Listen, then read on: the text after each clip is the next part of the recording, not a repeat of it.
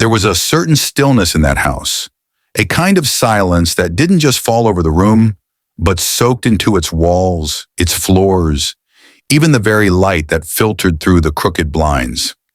It was the kind of silence that made clocks seem louder, made the wind feel heavier, and turned every creak of the floorboards into a ghost from years long gone.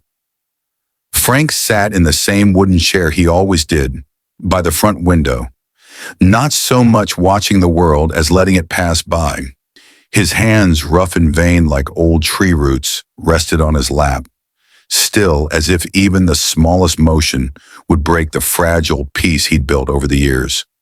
Outside, the autumn air carried that dry, crumbling scent of fallen leaves and aging earth, the kind of smell that reminded you everything had its time, and his had come and gone like the last burst of color on the maple tree out back. He didn't speak much anymore. Not since the war, not since everyone who understood his kind of quiet had either died on foreign soil or died slowly inside after coming home. People said things like, "Time heals," or "You should talk to someone," but Frank knew better. Some wounds don't close. They just get buried under layers of silence and routine. Then one Thursday, he would later swear he felt it before he saw it, something shifted. It wasn't loud. It wasn't sudden. Just a soft, rhythmic tapping on the porch. Like life itself was hesitating before knocking.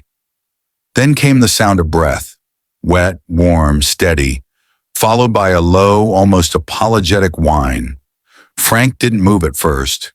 Maybe it was a stray, maybe a neighbor's pet, or maybe, just maybe, the universe had decided to send him a visitor he hadn't asked for, but somehow already needed.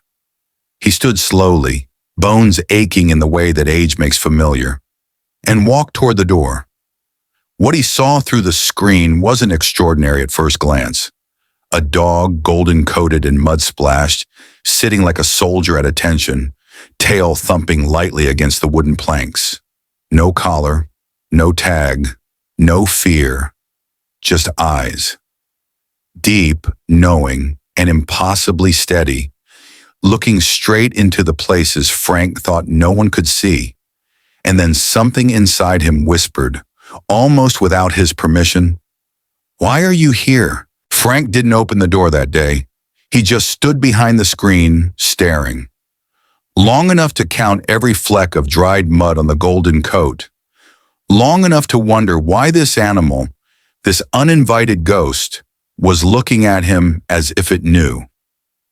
By the next morning, it was still there, curled in the exact same spot, as if guarding the porch from things even Frank didn't believe in anymore. And when he opened the door just a crack, those eyes lifted, unblinking, unwavering, like a soldier reporting for duty. He muttered, "You're wasting your time, boy," and shut the door again. But time has a strange way of softening even the thickest armor. By the third day, something inside Frank shifted, not because the dog had done anything special. It hadn't barked, hadn't begged, hadn't tried to force itself into his space. It simply stayed, present, steady. And that was the thing. Presence is a strange medicine. In veterans like Frank, whose nervous systems had learned to live in survival mode, hyper-vigilant, always bracing for threat, stillness could feel more dangerous than chaos. But this dog, by simply existing, was retraining something inside him, like an unwritten therapy session delivered without a single word. Neuroscientists call it co-regulation, when one nervous system calms another simply through proximity. It's how infants sync their heartbeats to their mother's chest. It's why dogs have been used in trauma therapy with soldiers for decades. Frank didn't know the science, but his heart, which had long forgotten how to beat for anything but memory, had begun to shift. There's a photo from 1945, taken after the liberation of a concentration camp. A soldier kneels next to a survivor and gently places a hand on his shoulder. No words, no heroism, just presence. The image became iconic, not because of its drama, but because it showed something we rarely acknowledge. The body can say, "I see you," without the mouth ever opening. And somehow, this dog, this nameless golden figure, was doing the same for Frank. He tried ignoring it. He set out a bowl of water with a growl of, "Don't get comfortable." The dog drank, then returned to its post. He left a crust of toast. It was eaten silently, gratefully. No tail wagging, no tricks. Just a quiet return to the same spot every day. Until one morning, after a night of restless sleep and dreams filled with sand, fire, and the smell of blood-soaked earth, Frank opened the door and found the dog wasn't there. The porch was empty. The silence was different this time. Not peaceful, not familiar. It was wrong. His chest tightened, not the kind of tightness he'd grown used to, the tightness of guilt or grief or memory. This was sharper, stranger. It was, quite impossibly, loss.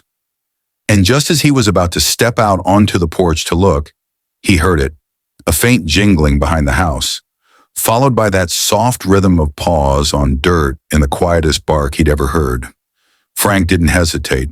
He turned the corner, and there it was, tail high, eyes bright, as if to say, "I told you, I'm not leaving."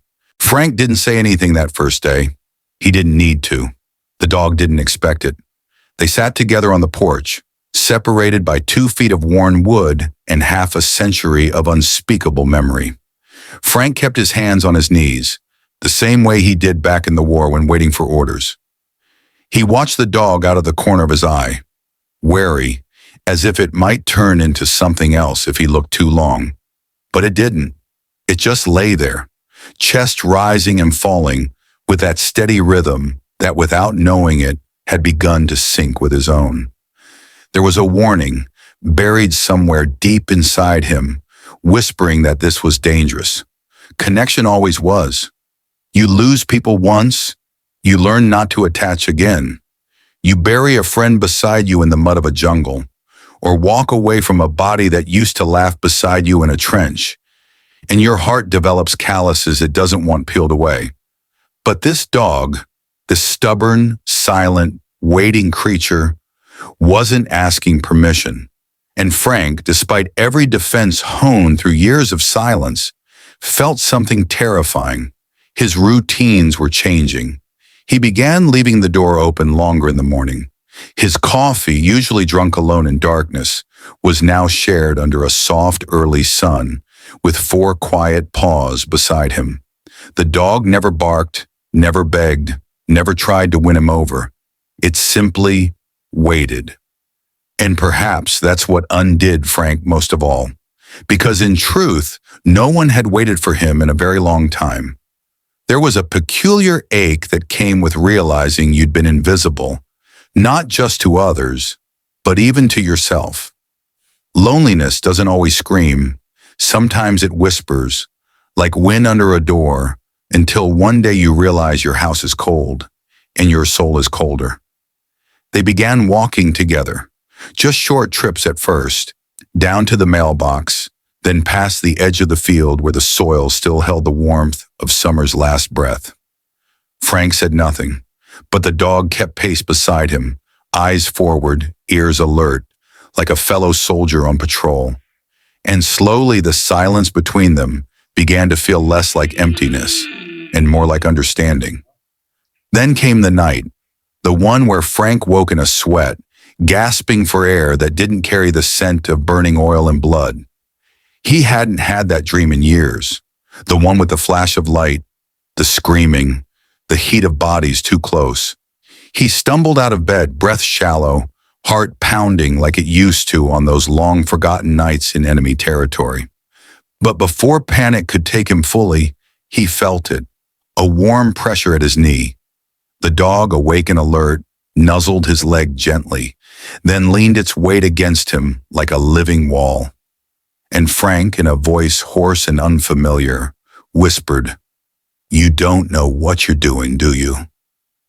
But deep down, he wondered if the dog did know, if somewhere, encoded in that loyal heart, was an instinct older than language, older than memory itself, an instinct to stay, to ground, to guard the wounded until they could stand again.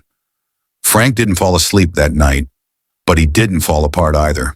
It began with a leash, or rather, the absence of one. Frank had found an old frayed rope in the shed, not quite a leash, but close enough, and walked out to where the dog waited under the maple tree, its golden coat catching shards of morning light like a worn battle medal.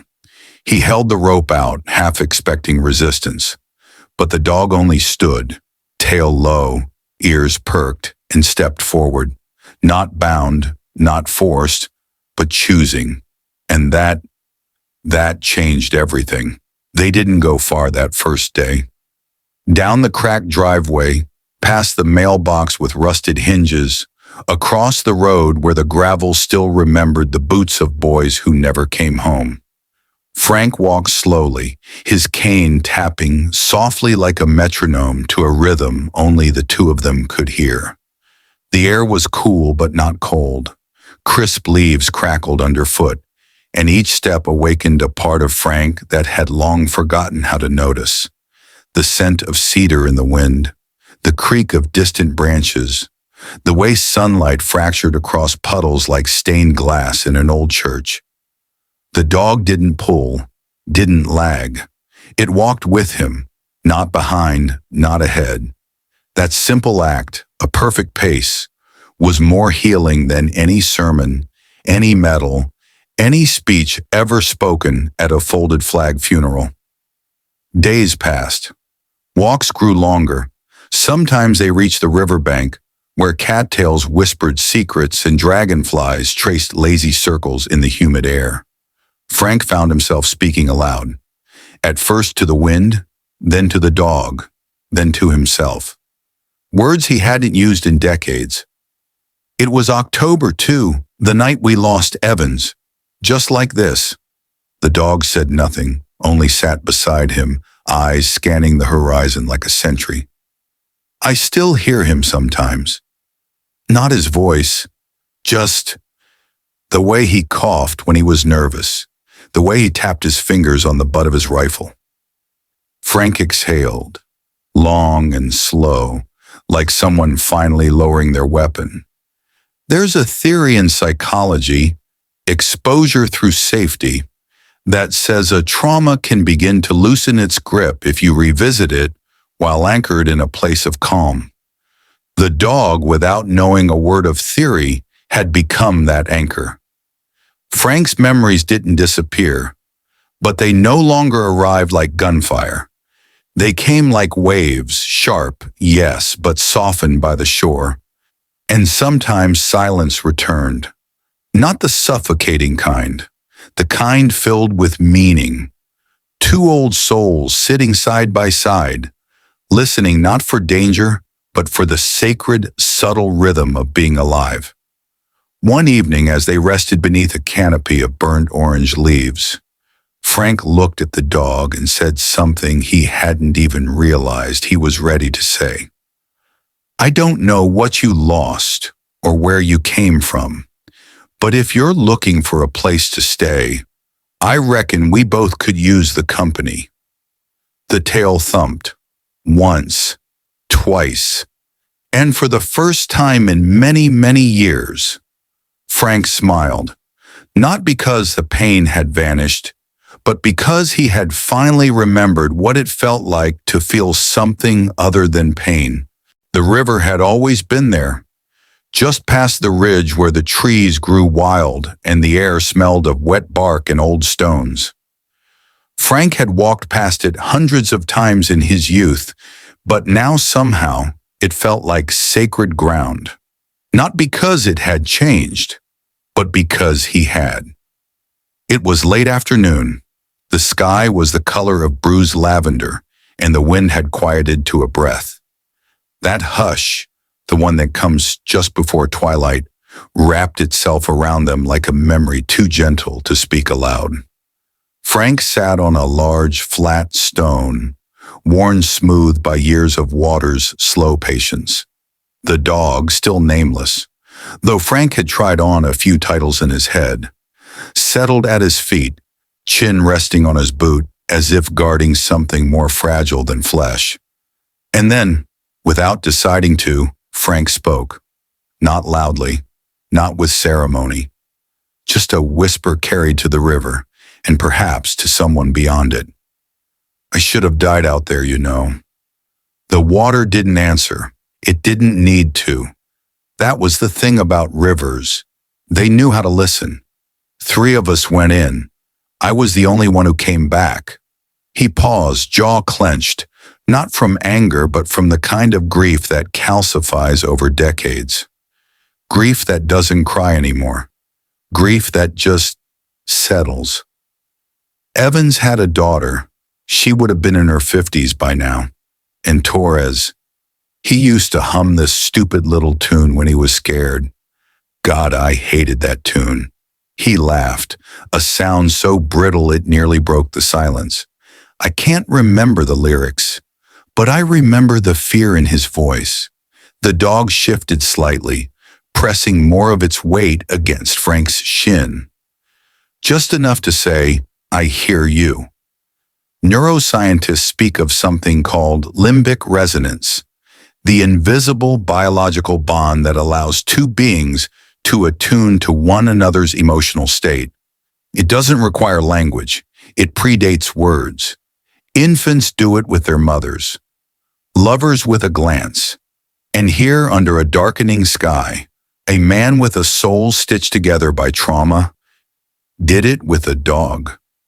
Frank leaned back, head tilted to the canopy above, where the last rays of sunlight bled through rust-colored leaves. He closed his eyes. In that moment, the war wasn't gone, but it wasn't the only thing in the room anymore. There was the smell of earth, the rhythmic lap of water, the soft thud of a heartbeat against his boot. 2 soldiers, 1 man and 1 beast, neither of whom had asked to survive, but both, somehow, still here. Frank placed a hand on the dog's head, slowly, carefully, as if touching something that might disappear, and he whispered, not to the river this time, but to the one who had stayed. Maybe we're both strays. Maybe that's the point. The dog didn't bark, didn't move, just pressed in closer, and together they sat until the stars came. It was a Tuesday. Frank remembered because the mail hadn't come yet, and Tuesdays were the only days he didn't curse the silence of the empty mailbox. The dog, by now a constant warm presence at his side, was napping by the hearth, belly rising in peaceful rhythm, as if it had finally exhaled years of running. Frank was halfway through pouring his second cup of coffee when the knock came. 3 soft taps, measured, polite, and utterly unwelcome. He froze, his breath caught in his chest in a way that had nothing to do with age and everything to do with instinct. In war, sometimes it wasn't the gunfire that shook you, it was the silence before it. He opened the door slowly. A woman stood there, late 30s, maybe 40, with eyes swollen from crying, but posture too proud to admit it. She held a flyer in one hand, a leash in the other, and a kind of desperation in her voice that only grief can sharpen. Have you seen a golden retriever? About this tall, no collar? His name's Scout. Frank didn't answer. Not because he didn't know what to say, but because his body had already started preparing for loss again. The kind of loss that comes not like a scream, but like a rope slowly pulling something away from you, and you're too tired to run after it. She showed him a photo. It was him, the dog, sleeping on a porch not unlike Frank's. Younger looking, cleaner, but undeniably the same soul. He was my brother's. He passed 3 months ago. Scout ran away 2 days after the funeral. We looked everywhere. And then I just stopped until someone told me they saw him wandering near this road. She glanced past Frank's shoulder into the house, and then Scout padded softly to the doorway. He didn't bark, didn't rush. He simply stood there, eyes flicking between the woman and the man. And then he turned, walked past her, and sat down beside Frank, facing outward, guarding, still. Frank didn't speak. His throat had closed without warning, and his fingers trembled on the doorframe. He knew this moment, had lived it too many times before. Someone always showed up to take the one thing worth keeping, but this time, it was different. The woman knelt down, arms open. "Scout, come here, boy." The dog didn't move, didn't even twitch, just sat as if to say, "I've chosen." Her eyes welled, not out of anger, not even sorrow, but recognition. Some things even grief has to bow to. "He was never the same after my brother died," she whispered. "He stopped eating, wouldn't look anyone in the eye, and then he was just gone." Frank finally found his voice. It came slow, gravelly, but certain. Some souls don't want to be found. They want to find something. There was a long silence, the kind only shared between two people who both buried someone they loved. And then she nodded. Not a goodbye, not permission, just understanding. "Take care of him." "He's taking care of me," Frank replied. She walked away without looking back. Scout remained at his post, and Frank, for the first time since the war, closed the door gently, not to keep the world out, but to keep something in. There was no parade, no trumpet, no sudden shift in the weather. But something had changed, not outside. The trees still swayed the same way in the wind. The old porch still creaked when stepped on just so. The sky still turned gold in the late afternoon and bled into dusk like it always had. No, it was inside the house, the kind of change you only notice when you stop listening for noise and start listening for life. Now every morning, before the sun cleared the tops of the trees, there came a soft shuffling down the hallway. 4 paws, nails clicking gently on the wood, stopping right beside Frank's chair. Then a stretch, a low yawn, a warm breath against his knee. No barking, just presence, just, "I'm here." Frank would grumble, as he always did, but his hand would find the golden fur without thinking. A ritual now, like shaving, or praying, or remembering. Breakfasts weren't eaten in silence anymore.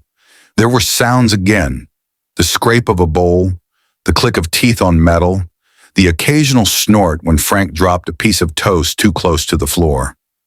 Sometimes he'd read aloud, nothing fancy. Old war memoirs, letters he never sent. Newspaper clippings folded so many times their edges had worn thin.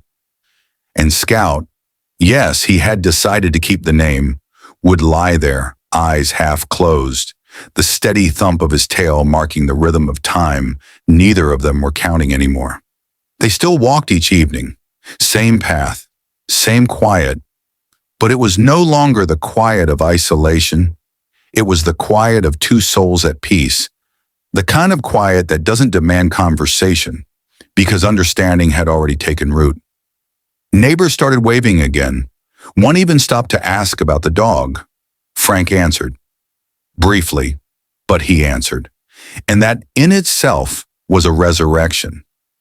There's a saying in old veteran circles, we don't heal by forgetting, we heal by being remembered. And every day, in every glance, in every unspoken promise to stay, Scout remembered Frank. One evening, as the sky broke open into stars, Frank sat on the porch and looked down at the golden head resting on his boot. He reached for the dog's ear, rubbed it gently, and whispered something too soft for the wind to carry. I thought I was too old to start over. Turns out, I just needed a reason. And inside that house, once filled with the echo of days too long and nights too empty, now lived a sound that had not been heard there in decades. A breath, a tale, a step. Life,